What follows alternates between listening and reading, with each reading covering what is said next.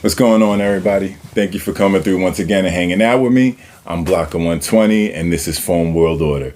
As we're getting closer to the Halloween date, I hope everybody's excited as I am to see what the costumes are and everything like that. I really love looking forward to this time of year. I love seeing all the creativity that comes out of people and everything like that. I love seeing the other sides of people, the goofy side and the fun side that, people normally wouldn't show throughout the rest of the year. But this is a good time of the year. I love all the end of the year holidays and everything like that. I feel like it's just a great setup for the new year to put yourself in a good mood. So I hope everybody is going to be enjoying themselves this Halloween. I hope you have some great costumes picked out, great ideas. Even if you don't have a full-blown costume and everything like that, get yourself a mask, a little accessory. Go out and enjoy yourself. If you have kids, nieces, nephews, or anything like that, take them out, hang out with them. Remember what it was like to be a kid and enjoy the Halloween spirit. Today I have a blaster from the Zombie Strike series. I have the Nerf Flipfury, which was released in 2015. It was released in 2015, and it was a 12 dart blaster, which was brought to you by two 6-dart cylinders. This blaster had one single tactical rail located at the top, two sling point attachments at the back, one on the prime, one right at the base of the handle. And this front part was also advertised as a sling point attachment. I don't agree with that. It's up to you if you choose to go along with that. Also, this bottom rail is not a tactical rail. It is not made for attaching any attachments to, but it does give you space for your creativity if you decide to. But stock out the box, it is not intended to attach any attachments to. You can load this blaster easily. It has two spaces on either side of the bottom cylinder, and the bottom cylinder will spin freely, so you can put darts in through a front load like that, and you rotate the darts from the bottom cylinder to the top cylinder. From the bottom to the top, you rotate the cylinders, as I feel like I should say, by pulling this bottom trigger here that is located beneath the primary trigger that is going to be used to fire the darts. So you simply just pull this and you're loaded with the next set of 6 darts to be fired out.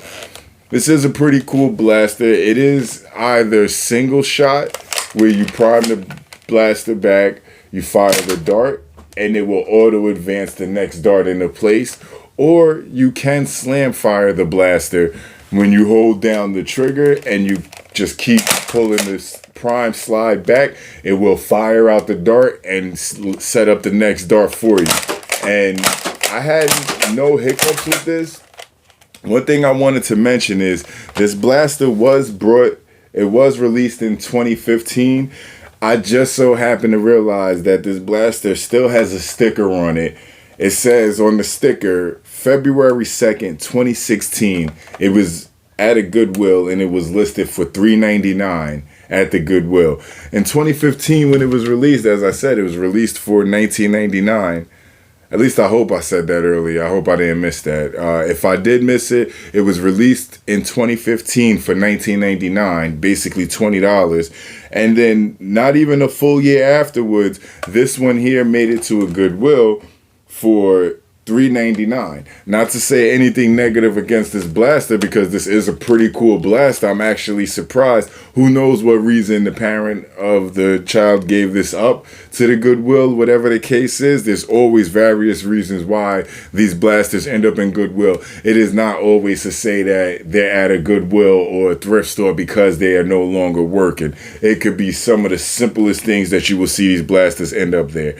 But this is 2016 for $3.99. So I feel like if you was to find this now in a thrift store, Goodwill, secondhand store, anything like that, $3.99 should be, I feel like, a max price.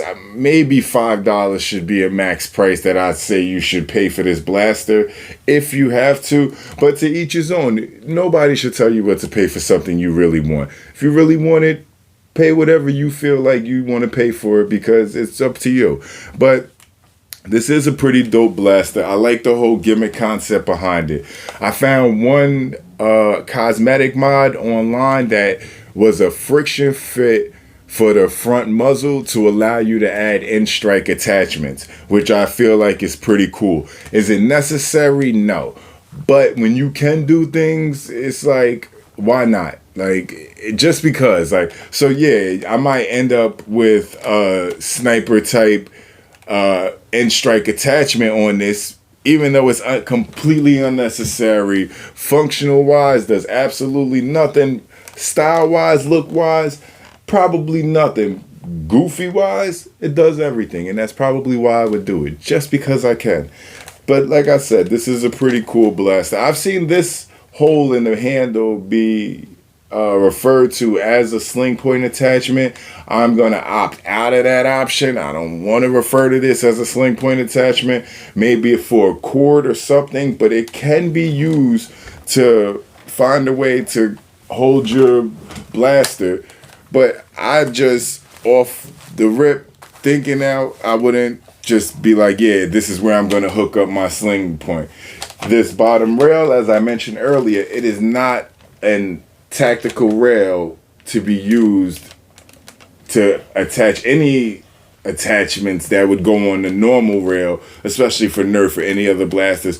But I thought, what if you was going against somebody, they had a melee weapon, you can easily block with this melee weapon here, and if you have a dart primed, you could fire right away. It is a good, I feel like it still lends some usefulness to the blaster. It's not completely useless to have it there. It gives it a little bit of style, a little bit of flair, we'll say. The sights on this blaster, it doesn't have the normal front back sights that you would see on the blaster, and that's okay because these blasters don't fire according to the sights anyway, so that's not that important. But like I said, I like the way that this looks. I like the ease that it could flip and get you ready for the next set of darts to fire out. I like the slam fire feature. And I like that years later, this blaster still has a lot of power behind its spring. It's not worn out as I expected it to be.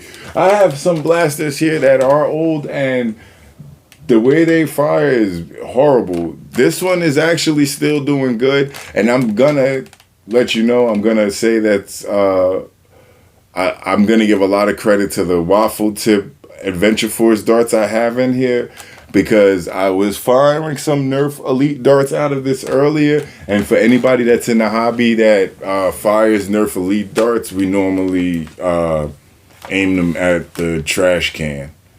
I feel like, you don't want to leave a big mess around. We'll say that. You don't want to leave a big mess around. So we normally aim those at the trash can, just get everything about the way immediately like that. I like, but these green waffle tips, they're very easy to come by, cheap to get your hands on, and they're very reliable. I like the way they perform. They perform very well in this blaster. So I say that for this blaster, it's a good price and everything like that when it first came out.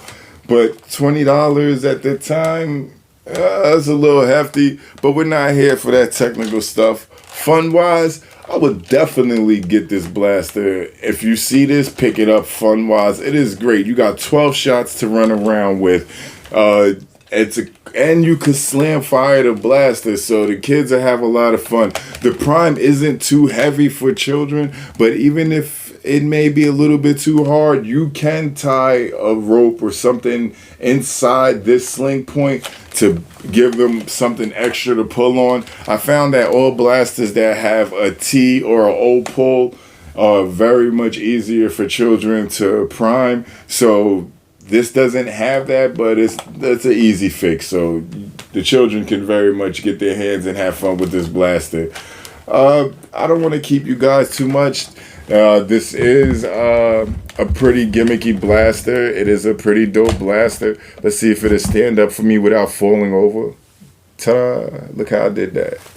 Ta-da! Look how I did that. Now, I hope everybody's going to be having a good time. I have a couple more blasters. I wasn't able to get all the other blasters that I wanted to get my hands on, because I was only trying to get the blasters through secondhand stores or Goodwills like that.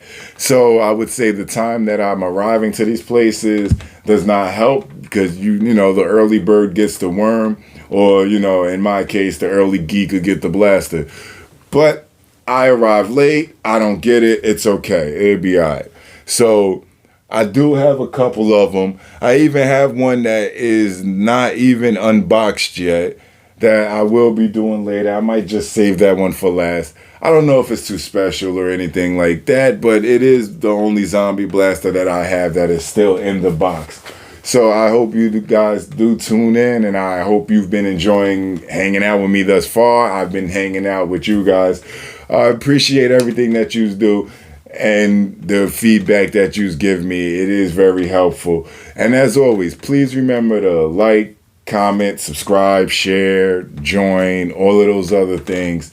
And, you know, in the meantime, keep having fun, keep blasting, keep tuning in. I hope to keep bringing you stuff that keep you entertained. And I'm going to end this before I keep saying keep. Thank you.